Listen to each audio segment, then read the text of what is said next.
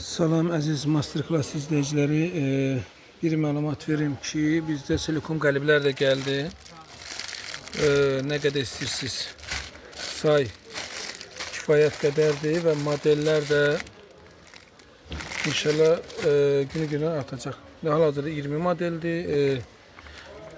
Gündən də nədirsə onları vurmuşuq. Karsellər var, böyük güldanlar var. Bakın burada insan figürü var. Sonra belə bir model var.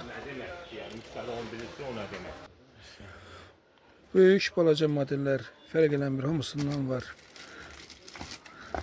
Baxın, böyük qapaqları da var bunların.